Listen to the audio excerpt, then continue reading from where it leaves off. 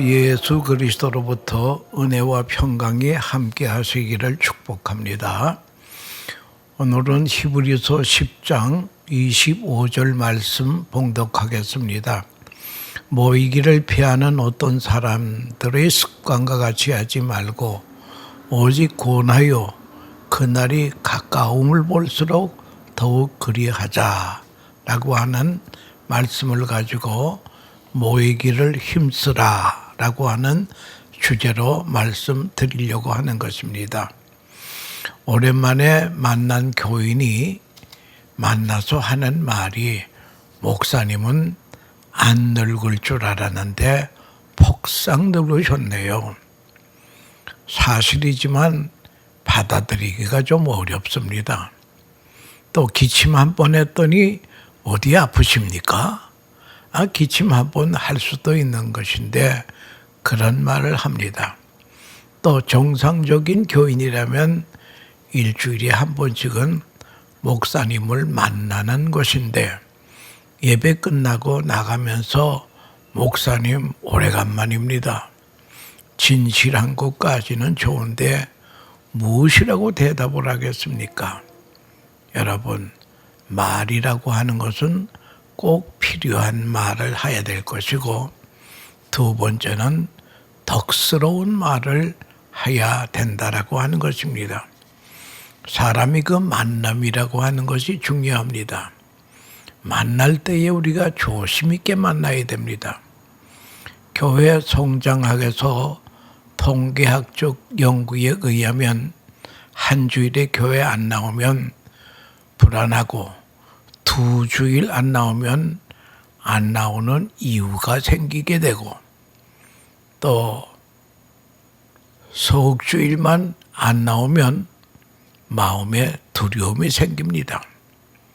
그런데 4개월 안 나왔더니요, 나도 모르게 내가 술집에 앉아 있다라는 거예요. 전혀 딴 사람이 되었다고 하는 것입니다. 여러분, 교회 나올 때마다 은혜 받는 것은 아닙니다. 목사의 설교가 시원치 않을 때도 있습니다. 그래도 나와야 됩니다. 모이는 것이 중요합니다. 그러면서 우리의 신앙이 유지가 되고 성장을 하게 되는 것입니다. 인간관계의 권위자인 위튼 박사의 유명한 말이 있습니다. 모든 인간관계에 있어서 중요한 것은 물건을 교환하는 것이 아니라 자기 자신을 교환하는 것임을 알아야 한다. 인간관계가 비즈니스 관계가 되면 비인간화가 된다라고 하는 것입니다. 이 만남이라고 하는 것은 인격과 인격의 만남이어야 합니다. 자신을 교환하고 있다고 하는 것을 알아야 됩니다. 페란치라고 하는 분은 글로벌 리더에서 계속 1등으로 뽑히는 분인데 이분이 인간관계에 대한 책을 썼는데 책의 이름이 혼자서 밥 먹지 말라. 여기에 문제가 있다라고 하는 것입니다. 그는 그 책에서 삶의 목적과 방향과 내용을 지적하고 있습니다. 인생은 만남이며 혼자 큰 사람은 없다는 거예요. 혼자 컸다고 생각하면 그 사람은 문제의 사람이라고 하는 것입니다. 도움을 받는 사람하고도 만나야지만 내가 도와야 될 사람을 만나야 됩니다. 그래야만 만남의 영역이 넓어진다는 거예요. 상대방의 욕구를 알고 그도 인정받기를 원한다라고 하는 것을 알고 만나야 됩니다. 내게도 요구가 있고 저 사람에게도 요구가 있습니다. 나도 내 삶의 인정을 받고 싶어 하듯이 상대방도 삶의 인정을 받고 싶어 합니다. 이런 여유 있는 마음을 가지고 만나야 됩니다. 그리고 함께한 사람에게 무언 지혜를 배워야 됩니다.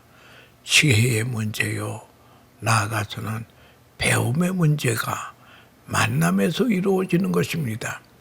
만남을 통해서 지혜로운 사람은 계속 배우려고 합니다. 오늘 성경은 모이기를 힘쓰라. 특별히 그날이 가까울수록, 주님의 재림의 날이 가까울수록, 또 우리가 이 세상 떠나는 날이 가까울수록 모이기를 힘쓰라고 하는 것입니다. 교회는 모임의 공동체올시다. 예수님께서 친히 말씀하시기를 두세 사람이 내 이름으로 모이는 그곳에는 내가 너희와 함께 있겠노라. 내가 너희와 함께 있겠노라고 하는 것이 임마누엘 아닙니까? 복 중에 최고의 복이 임마누엘의 복이 있습니다. 만남을 통해 주신다는 거예요. 교회에서 65세 이상 되는 여자 교인들 그룹을 만들어줬더니 잘 모이더라는 거예요. 또 그래서 남자분들도 65세 이상 되는 사람을 모이게 했더니요, 안 모여요. 그 원인을 분석해 보니까 65세 이상 된 분들은 대부분 지금 막 교수에서, 의사에서, 사장에서, 중역에서 막 은퇴한 분이 올시다. 근데 처음에 5년은 절대 안 나옵니다. 왜? 내가 누군데 그런 너절한 데 가서 올릴 수 있겠는가? 안 간다는 거예요. 그런데 한 5년쯤 지나가 되니까 코가 쭉 빠져서 70이 넘으니까 제대로 모이더라는 거예요. 여러분, 사람이 70이 넘으면 그 사람의 전직이 무엇든 간에 상관없습니다. 직업의 평준화를 합시다. 70이 넘으면 나이의 평준화예요. 70이 넘으면 성별의 평준화가 된다는 거예요. 전직 장관, 전직 국회의원도 이제는 별 볼 일이 없다는 거예요. 그러니 70이 됨이 사람이 된다. 어린아이의 마음으로 돌아간다는 거예요. 그래서 노인들을 가지고 노액이라고 말합니다. 그래서 성경은 그날이 가까울수록 모이기를 힘쓰라. 교회는 큰 제사장 되시는 예수님이 계신 것입니다.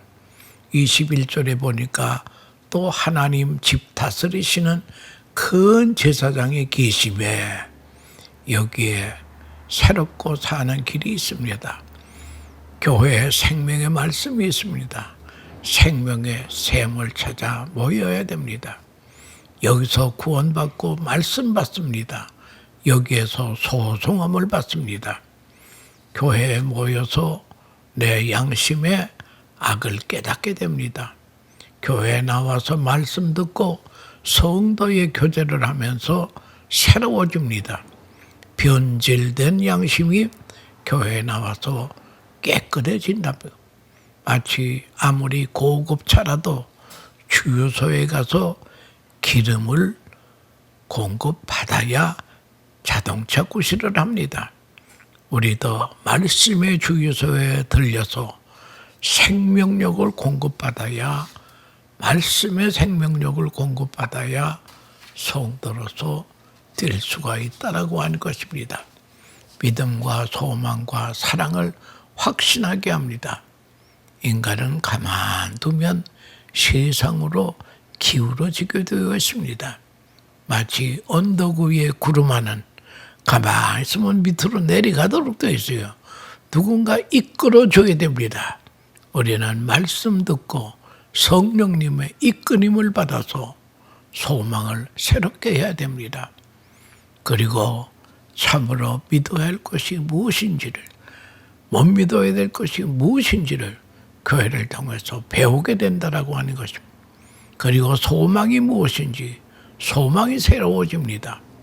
특별히 24절에 보면 서로 선행을 격려하며, 우리 만나서 마음이 하칠 때 선해집니다. 그리고 힘을 얻게 됩니다. 재미있는 것은 이런 실험 결과가 있습니다. 닭을 키우는 사람이 모이를 줍니다. 모이를 많이 줍니다. 닭마다 그래서 실컷 먹었습니다. 그리고 숨을 들어 쉬면서 닭들이 휴식을 취하게 됩니다. 이럴 때에 굶겨놓은 닭 몇 마리를 닭장에 넣었더니 배가 고픕니까? 그래서 허겁지겁 모이를 주워 먹습니다. 그런데 여기서 한 가지 이상한 현상이 생긴 것은 배가 불러서 누워있던 닭이 일어서서 또 먹더라는 거예요. 이 실험에서 공동체는 이런 서로 영향을 받고 산다라고 하는 것입니다. 선한 사람 속에 들어가면 나도 모르게 격려가 되면서 선한 사람이 되다라고 하는 것입니다. 그래서 공동체는 선행을 격려하며 사는 것입니다.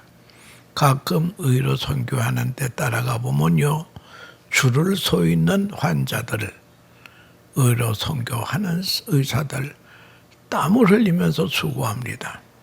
특별히 치과 의사가 어디에나 인기가 있습니다. 이빨 아픈 사람이 얼마나 그렇게 많은지, 안 아픈 사람이 없으니까 그저 이빨을 빼주는데 밤이 맞도록 합니다. 의료 선교를 조수로 따라갔지만 그 은혜를 받는 교인들이 많다는 거예요. 선행은 서로 격려하며, 여러분 혼자서도 선한 일을 할 수 있습니다만은 공동체 안에서 격려받고 주기도 하면서 선한 일을 격려합니다. 마귀들이 이제 모여서 토론회를 갖습니다. 어떻게 하면 기독교인을 쓰러뜨릴 수 있겠는가? 그 무기가 무엇인지 한번 의논해 봅시다. 그래서 마귀의 두목이 쫄개들에게 말하라니까 어떤 마귀는 핍박이 최고의 무기라고 합니다. 그러나 핍박은 효과적 무기가 아니다. 왜냐하면 핍박을 받을수록 그리스도인들은 더 기도하고 더 하나님 앞에 나가더라. 그래서 어떤 마귀는 유혹이 최고의 무기라고 합니다. 그러니까 그리스도인은 유혹에 넘어지면 오히려 다른 많은 그리스도인들이 그것을 귀감 삼아, 거울 삼아 그들이 열심히 하나님 앞에 기도하고 나아가다라고 하는 것입니다. 그래서 실패도 최고의 무리가 아니라고 하는 것입니다.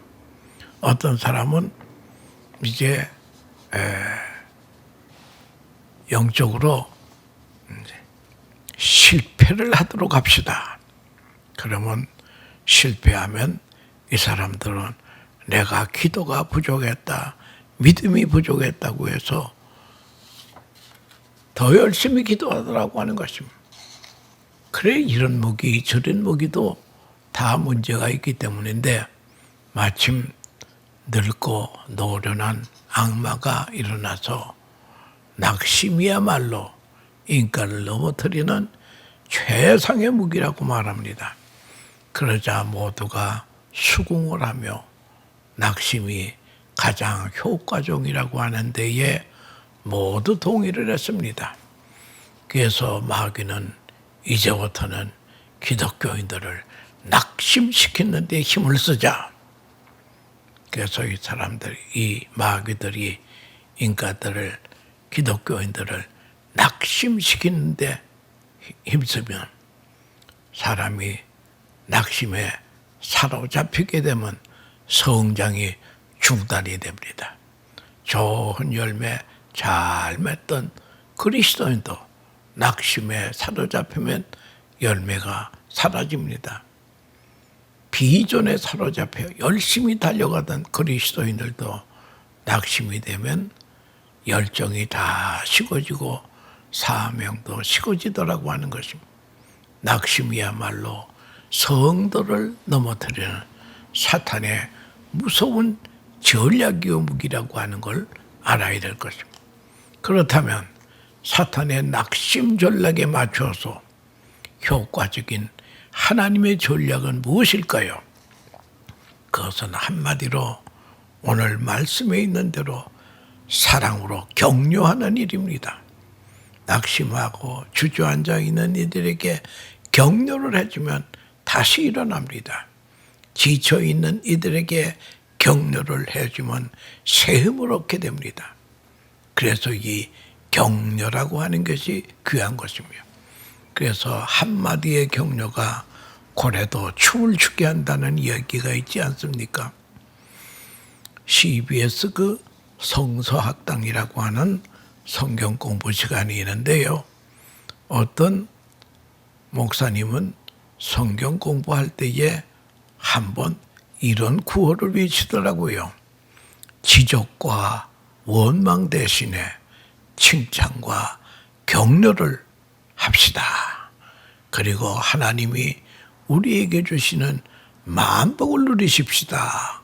이런 말을 한번 하고 성경 공부를 하더라고 하는 것입니다. 여러분, 우리는 잘하고 있는 이들을 서로 격려해야 합니다. 이태리에서 되어뒀던 실화입니다. 세계적인 소프라노 가수가 오랜 해외 순회 공연을 마치고 귀국하여 독창회를 열기로 했습니다. 많은 팬이 그의 금이 환향을 반가워하면 소문으로만 듣던 목소리를 직접 들으려고 극장으로 몰려들었습니다. 그런데 막상 공연 시간이 되자 사회자가 당황한 기색으로 무대에 나왔습니다. 청중 여러분, 대단히 죄송합니다. 여러분이 기다리던 가수가 탄 비행기가 연착이 되어 좀 늦을 것 같습니다.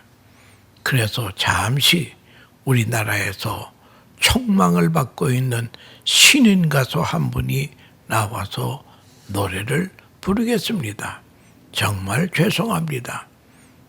너그럽게 양해해 주시기 바랍니다. 청중들은 매우 실망했습니다. 고대하던 가수가 어쩌면 못 올지도 못되는 거예요. 그래서 장례는 아쉬움과 배신감으로 꽁꽁 얼어붙었습니다. 잠시 후 사회자가 소개한 신인 가수가 무대에 나타났습니다. 그는 예절 바르게 인사를 했지만 청중은 본체도 하지 않았습니다. 냉랭한 분위기지만 그는 최선을 다해서 노래를 불렀습니다. 그러나 노래를 끝난 후에도 박수치는 사람은 아무도 없었습니다. 그때였습니다. 갑자기 극장의 2층 출구에서 한 어린아이가 큰 소리로 외쳤습니다. 아빠, 정말 최고예요. 이 소리를 들은 신인 가수는 희미한 미소를 지으며 그 아이를 쳐다보았습니다. 조명에 비친 그의 눈에는 눈물이 고였습니다. 몇 차가 지나지 않았습니다. 얼음장처럼 차가웠던 청중들의 얼굴에는 따스한 미소가 번지기 시작했습니다. 그런 자신도 모르게 하나 둘 셋 일어나서 우리와 같은 박수갈채를 오랫동안 극장 안에 울려 퍼지게 했습니다. 이 신앙 가수가 누구인지 아십니까? 루치아노 파바로티였습니다. 어린아이의 격려가 그처럼 역사에 길이 남는 대가수가 되었다고 하는 것입니다. 왜 사랑과 선행을 격려하라고 성경은 말씀합니까? 사랑과 선행은 격려를 통해서 더 풍성해지기 때문이었다. 그리고 사랑과 격려는 잘하는 사람에게도 해야 되지만 실패한 이들에게도 격려해야 한다라고 하는 것입니다. 번번에 모이기를 피하는 어떤 이들의 습관과 같이 하지 말고, 누가 모이기를 중단합니까? 실망하고 낙심한 이들입니다. 죄의 유혹에 넘어진 사람들이었다. 상처받고 쓴뿌리가 나서 괴로워하는 이들입니다. 그런데 이런 사람들을 교회는 외면해서는 안 됩니다. 이들을 비난해서도 안 합니다. 모이기를 피하는 이들을 보면 더욱 격려해서 다시 모이기를 힘쓰게 해야 됩니다. 쪽 맥스웰이 영향력이라고 하는 책에서 격려의 중요성을 강조합니다. 사랑의 인내력을 측정하는 실험을 했는데요. 얼음이 담긴 양동이 속에는 사람이 맨발로 얼마나 오래 서서 버틸 수 있는가 하는 실험이었습니다. 그 결과 한 가지 요인이 작용을 했습니다. 보통 경우보다 2배나 더 오래 버틸 수 있다는 사실이 밝혀졌습니다. 그 인내력을 판가름하는 요인이 바로 격려라는 거예요. 도움과 격려를 주는 사람과 함께하면 참을 수 있다라고 하는 것입니다. 어떤 고난도 참을 수 있다고 하는 것입니다. 존 맥스웰은 격려를 받은 사람은 불가능에 도전하고 커다란 역경을 극복할 수 있다고 말했습니다. 동화 작가인 안델슨은 그 천재성을 어머니가 알고 격려했더니 개발했더니 유명한 세계적인 동화 작가가 되었습니다. 알버트 아인슈타인 이사는 잠자는 창의성을 어머니가 격려로 깨웠다고 하는 것입니다. 세계적인 고고학자 술리만 박사는 아버지의 격려로 고고학자가 되어서 트로이의 유적을 발굴하는 데 일조했다라고 하는 것입니다. 요한 스트라우스 이 사람도 아버지의 격려로 아름답고 푸른 도나우 곡을 작곡해서 세계인이 애창곡으로 부르고 있습니다. 미국의 한 소년이 살았는데 그는 큰 말썽꾸러기였습니다. 늘 부모의 걱정거리가 되었습니다. 그런데 어느 날 마을의 할머니 한 분이 이 소년의 어깨에 손을 얹고 말했습니다. 얘야, 너는 성격이 쾌활하고 말을 잘하니 설교자가 되면 많은 사람에게 영향을 미칠 수 있겠구나 했더니 할머니의 진지한 격려를 소년은 가슴에 간직하며 자랐습니다. 소년은 결국 청년이 되어서 신학을 공부했고 이분이 유명한 복음 전도자가 됩니다. 그 소년의 이름은 여러분들도 잘 아시는 빌리그리암 목사님이었습니다. 긍정적인 한마디의 격려가 세계적인 복음 전도자로 만들었다라고 하는 것입니다. 우리가 서로 격려하기를 힘쓴다면 세상은 달라질 것입니다. 많은 사람이 용기를 얻을 것입니다. 그래서 서로를 향해 진정한 격려자가 되시기를 바랍니다. 그 2000년 전엔 초대교회는 또 다른 의미가 있습니다. 그 당시는 계급사회였습니다. 노예와 상전의 계급이 있었습니다. 노예는 사람이 아니라고 했습니다. 심지어 철학자 아리스토텔에서도 그 글에서 노예는 사람이 아니다. 노예와 당나귀의 차이는 당나귀는 말을 못 알아듣고 노예는 말을 알아듣는 차이다. 노예는 말을 못하게 합니다. 그리고 그런데 교회에서는 노예와 상전이 함께 만나서 형제요 자매요 하면서 사귀입니다. 빌레몬서에 보면 노예를 형제라고 부릅니다. 교회에서만 노예와 주인이 함께 만납니다. 당시 초대교회의 예배는 오늘날처럼 장엄한 예배가 아니었습니다. 그저 남녀노소 빈부 귀천을 막론하고 모이는 것 하나만 가지고도 귀했습니다. 바로 그 노예들로 인하여서 로마가 기독교 나라가 됩니다. 당시의 로마는요, 인구의 70%가 노예였다는 거예요. 그 인구의 70%가 예수를 믿게 되니 상전도 믿게 되더라고 하는 것입니다. 교회는 노예를 사람으로 대우했습니다. 귀족이 노예와 함께 모였습니다. 이런 모임은 요즘도 그렇게 쉬운 건 아닙니다. 예수 믿고 재벌된 사람이 있어도 재벌이 예수 믿기란 어렵습니다. 그러나 재벌도 죽을 병에 걸리면 교회 나오더라고요. 몇 푼 안 되는 돈이 자신을 교만하게 만든다는 거예요. 내가 그런 사람들과 같이 어울릴 수 없다는 거예요. 그러나 교회란 빈부 귀천이 다 모이는 것입니다. 로마 황실 문서 가운데 이런 글이 있습니다. 기독교인들은 부도덕하다. 왜 그러냐? 너와 주인이 함께 모여 먹더라. 이런 것이 초대 교회였습니다.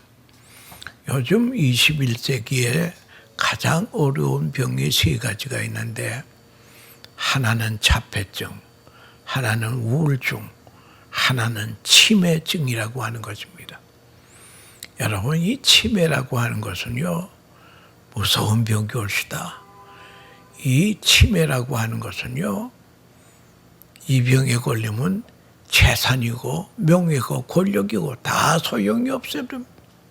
그래서 요즘 우리 성도들의 나이 든 성도들의 기도 제목이 하나님 치매 걸리지 않게 해주세요.